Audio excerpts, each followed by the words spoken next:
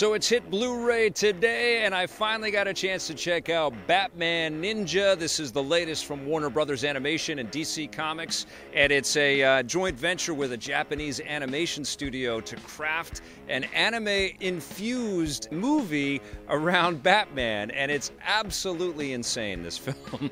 It doesn't make a lick of sense, and when you watch it, you're just like, wow, they really just went to town with all kinds of crazy ideas here.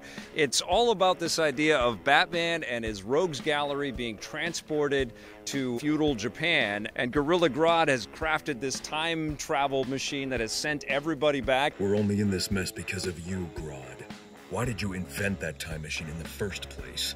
It just is a crazy story that really kind of leans heavily on all of the silly tropes and the silly kind of superficial things that we know about these characters. You know, the Joker's predilection for laughing gas, and his kind of twisted relationship with Harley Quinn, who also gets transported back here. Bane is just this big ass, sumo wrestler slash E-Honda from Street Fighter kind of character. The Penguin's doing this, and it's like right out of the old Batman TV series from the 60s. Who else made the time jump? Tony Hale of Arrested Development fame. He's actually pretty good as the Joker here, I have to say. Now what?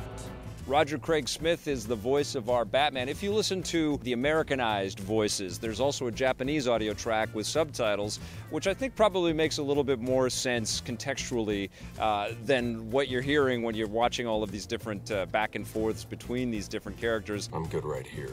As good as the voice acting is, and there are some solid performances in here, it's almost like you want to watch this thing on mute and make up your own story, because it feels like that's kind of how the story was crafted for this anyways, and just sort of watch these visuals and kind of be taken aback. It's not a great story, and it doesn't really please you on the storytelling front, but there's so much talent involved in the creation of these visuals, and it just goes so over the top and insane that it does kind of charm you. You watch it and it kind of washes over you, and you're like, I don't believe any of this. There's no emotional connection here for me.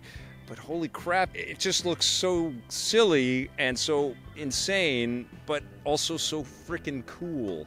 Aesthetically, it's really impressive, but it just feels such like such whimsy and kind of a joke compared to some of the darker, more effective animated movies that have come out from DC and Warner Brothers in the past, that it's a little bit of a letdown. I'm a huge Batman fanatic, as you guys know.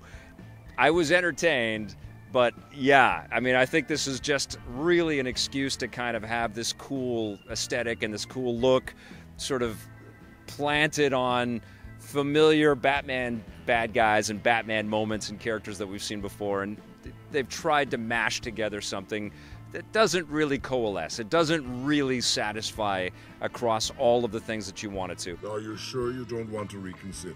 Still, an interesting exercise. If you're a Batman completionist or a Batman, super fan like myself, I think you will find some joy in here.